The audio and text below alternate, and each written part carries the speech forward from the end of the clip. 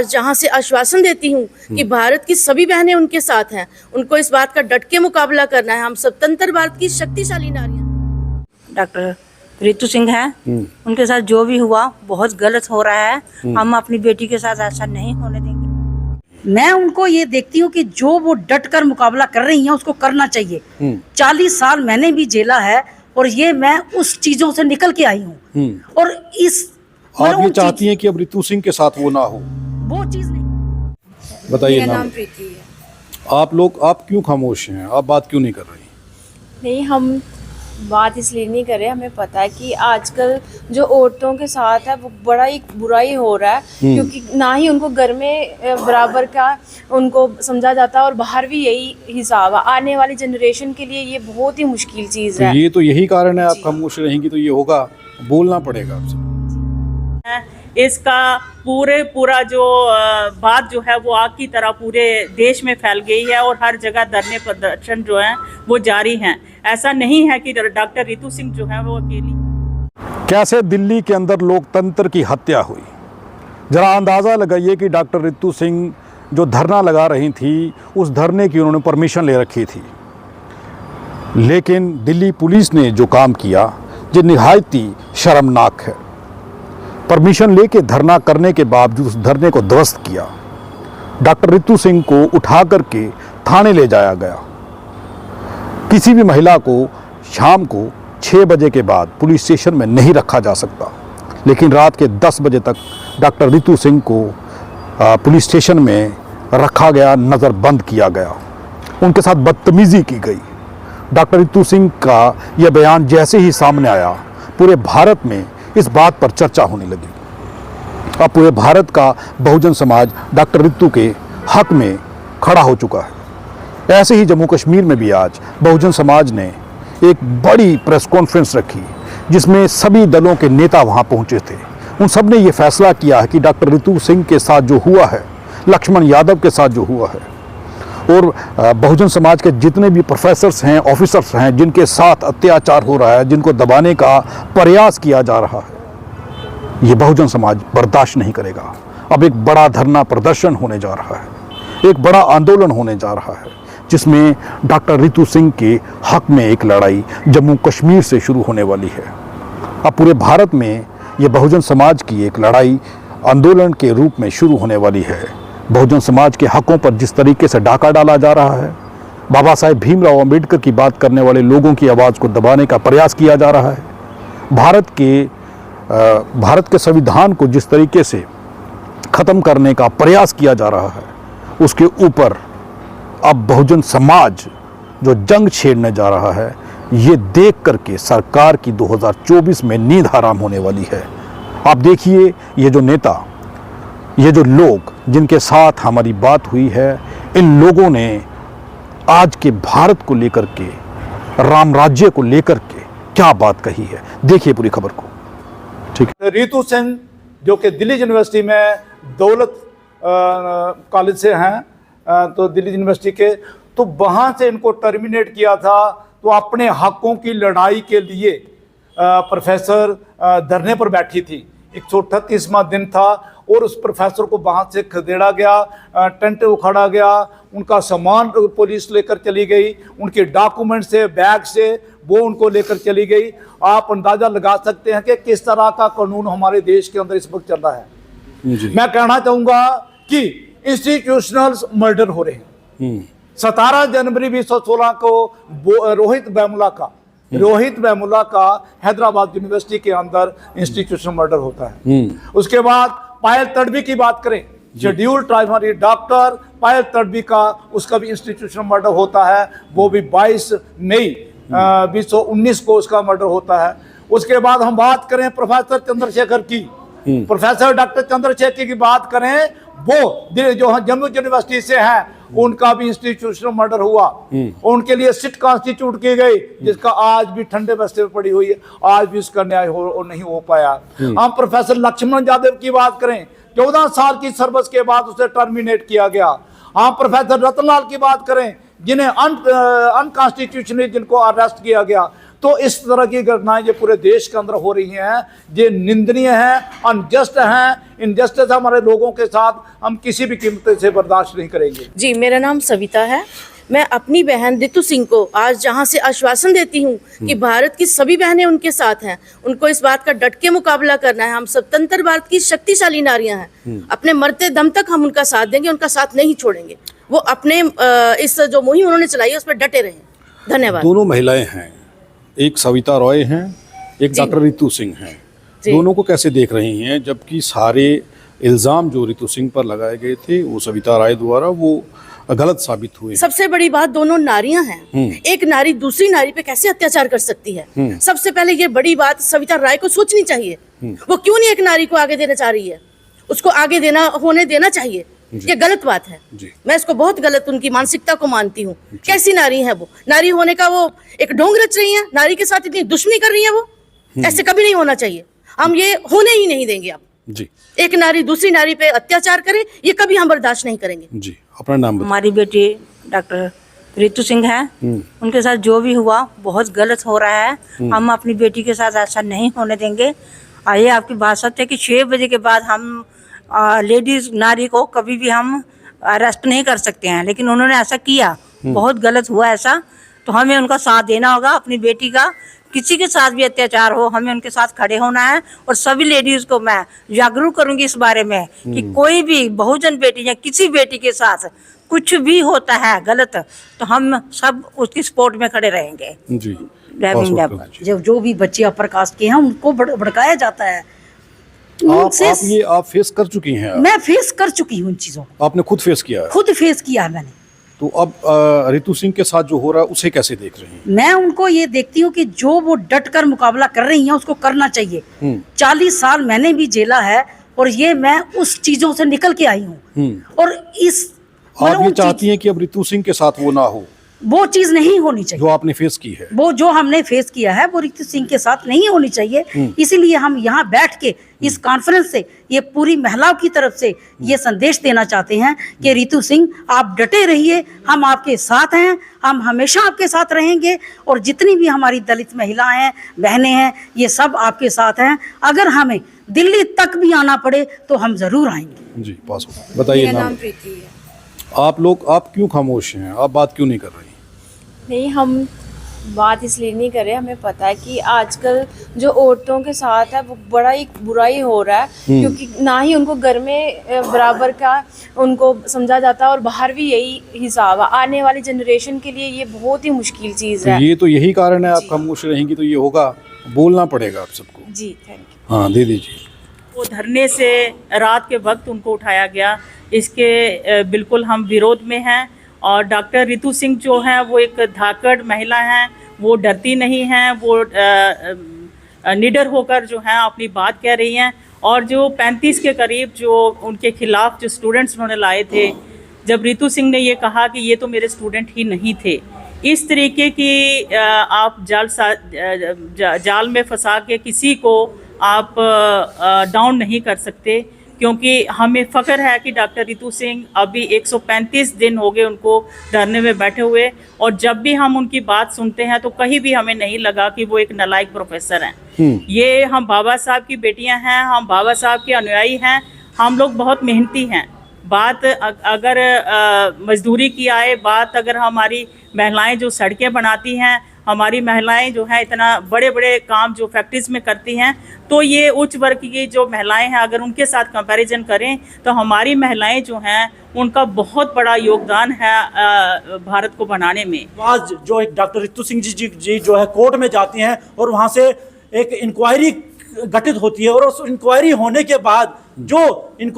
के बाद जो है ये सामने आता है कि जो 35 बच्चे जो थे दे वर फ्रॉड। वो जो बच्चे थे they were not the students of doctor Ritu Singh.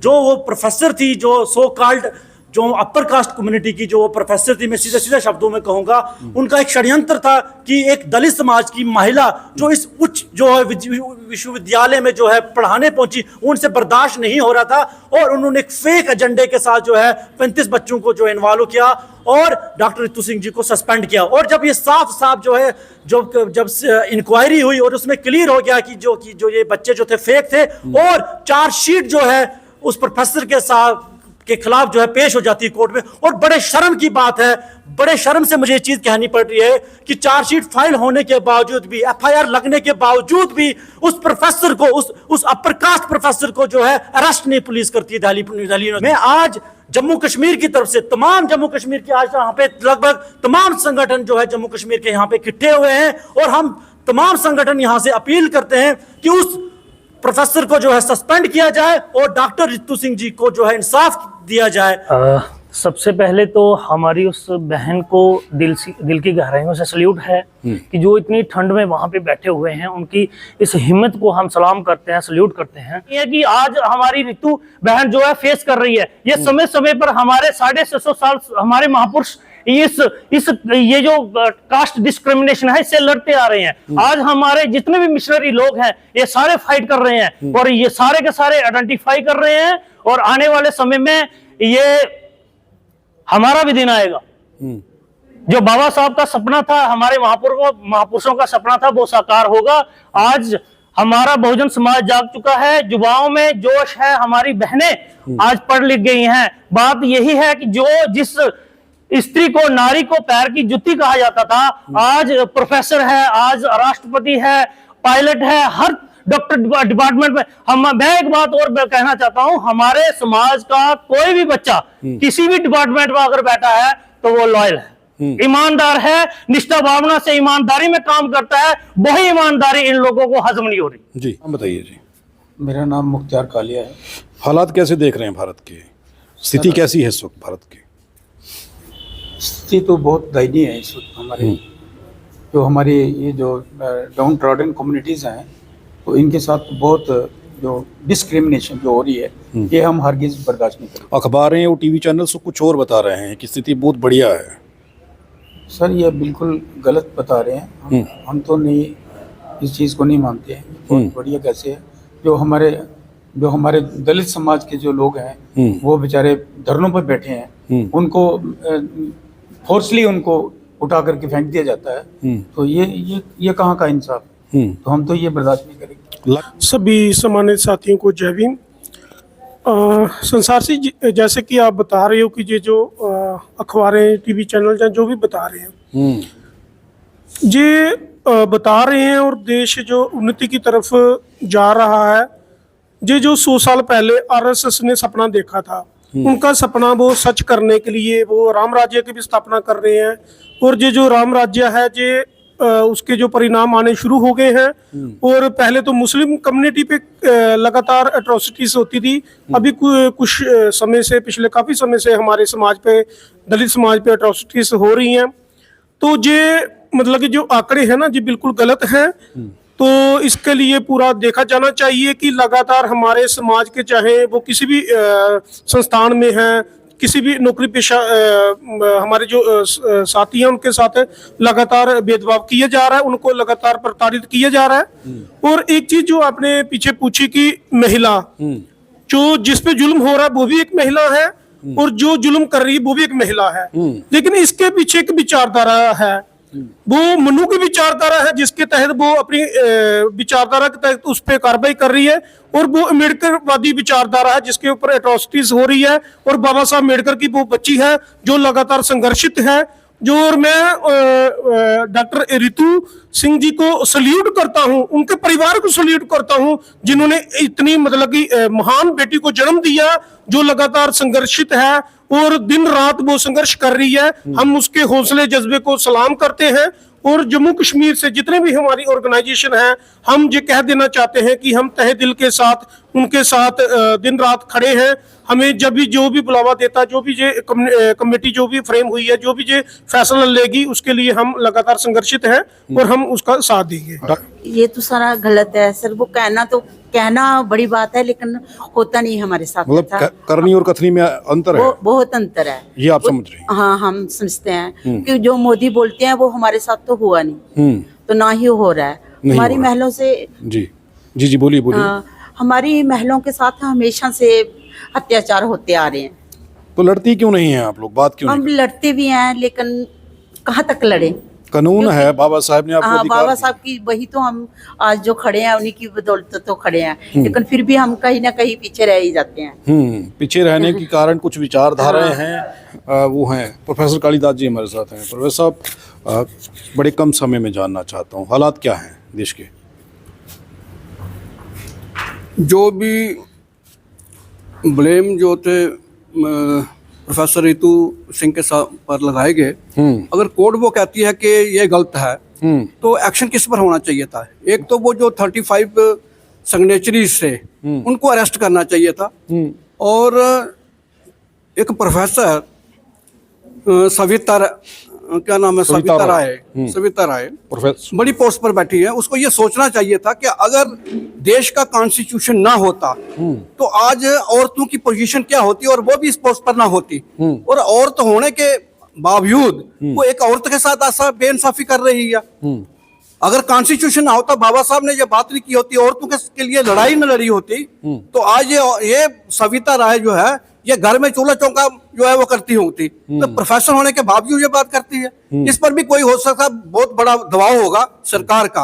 आप सिर्फ प्रोफेसर रितु सिंह की बात ना करें, पूरे देश की बात करें। पूरे देश की बेटियों के साथ क्या हो रहा है ये तो आपको देखना होगा। क्या मणिपुर में क्या हुआ? बेटियों को नंगा घुमाया गया। क्या प्रधानमंत्री एक बार वहां गए? क्या गवर्नमेंट ने कोई एक्शन लिया? अभी रिसेंटली एक बात हुई है, जवाहरलाल नेहरू यूनिवर्सिटी की एक बेटी के साथ 3 दरिंदों ने उसके साथ हरकत की है, बंदूक की नोक पर हुआ। बंदूक की नोक पर की है, और वो तीनों के तीनों बीजेपी के IT सेल के लोग हैं। अभी तक वो घूम रहे हैं, उनको अरेस्ट नहीं किया गया है। ये एक बात नहीं है, पूरी देश की नारियों के साथ ऐसा है। देश की जो प्रधानमंत्री हैं, जो लीडर हैं, वो स्टेज पर आकर कह देते हैं कि हम नारियों के साथ करेंगे। क्या पहलवान नारियों के साथ क्या किया? कुछ नहीं हुआ है। एक बात आप नोट रखें कि रितु सिंह को हटाया गया। क्या आर्टिकल 19 जो कॉन्स्टिट्यूशन ऑफ इंडिया का है वो इजाजत देता है कि वो कोई भी अपना प्रोटेस्ट कर सकते हैं? बड़े दुख की बात है कि पहले जो SC ST OBC के साथ जो जुर्म होते थे उसमें करने वाले के अंदर कोई ना कोई थोड़ा सा डर होता था। आज बीजेपी की सरकार जब से आई है तब से वो लोग निडर होकर काम कर रहे हैं। उनको पता है कि हमें संभालने वाले पीछे हैं। आप सीधे तौर पर कह रहे हैं।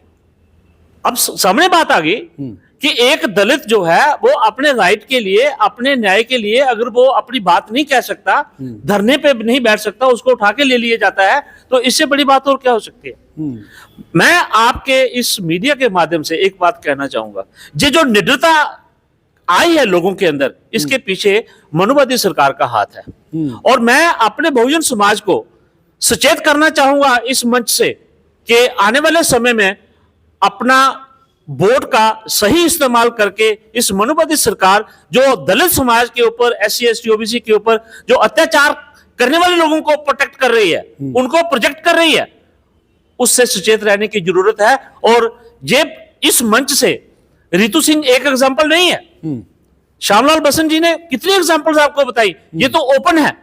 दूसरी बात, जो हमारे लोग स्कॉलर हैं जिन्होंने समाज को दिशा और दशा बतानी है, जब उनको टॉर्चर कर दिया जाएगा, उनको इस तरह से उनको डिस्क्रिमिनेशन उनके साथ होगी, अत्याचार होंगे उनके साथ, तो मुझे लगता है कि ये हमारे स्कॉलरली जो लोग आने वाले उभर रहे हैं उनको दबाने की कोशिश की जा रही है ताकि एक आइडियोलॉजी जो है वो सामने ना आए।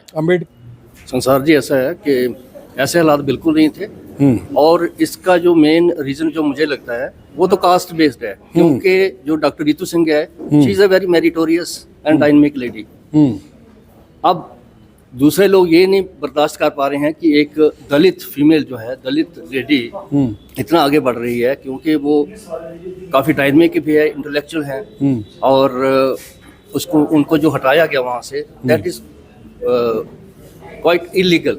क्योंकि जब उनकी अपॉइंटमेंट हुई थी अगस्त 2019 में, तो कोविड के दौरान एक गाइडलाइंस आई थी कि जो भी अपॉइंटमेंट होंगी ना तो उसके में टर्मिनेशन का प्रोविजन था, ना ही रिप्लेसमेंट का था। Even then she was removed from the service, और अपने हक के लिए वो लड़ रही हैं। और उनके साथ जो भी हो रहा है ये टोटली इलीगल है, इलॉजिकल है, और मैं अपनी ओर से on behalf of all the organization of Jammu and Kashmir UT हम फुली सपोर्ट करते हैं।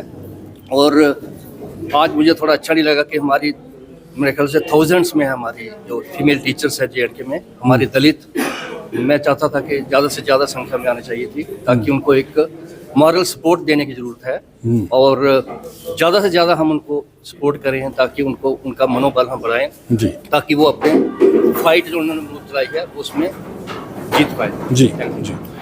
सर मेरा नाम आशिक हुसैन आजाम है, मैं डिस्ट्रिक्ट रामबन से बिलोंग करता हूँ। क्या देख रहे हैं कि देश बड़े अच्छे पड़ाव में जा रहा है, देश तरक्की की राह पर है, सबको न्याय मिल रहा है, ये दावा है सरकार का। सर देखिए, सबसे पहले आप मुझसे बेहतर जानते हैं क्योंकि आप सोशल मीडिया से जुड़े रहते हैं और इंटरनेशनल मीडिया तक आप देख रहे हैं कि देश की स्थिति जो है इस वक्त बड़ी ही नाजुक हालात से गुजर रही है। खासकर मैं ये कहना चाहूँगा कि ST SC एंड OBC जो जम्मू कश्मीर के अंदर, मैं जम्मू कश्मीर की बात करूंगा तो उनको पैरों के नीचे रौंदा जा रहा है। हम इस अपनी बहन के साथ, जम्मू कश्मीर का हर वो वर्ग जो पिछड़ा वर्ग है इस बहन के साथ बिल्कुल खड़ा है। हम इंसाफ मांगने के लिए खड़ा है। अगर हमें यहाँ जम्मू कश्मीर के अंदर भी प्रोटेस्ट करना पड़ेगा तो हम इसके लिए बिल्कुल तैयार हैं। हम सिर्फ देख रहे हैं कि सरकार इनके साथ क्या इंसाफ करती है।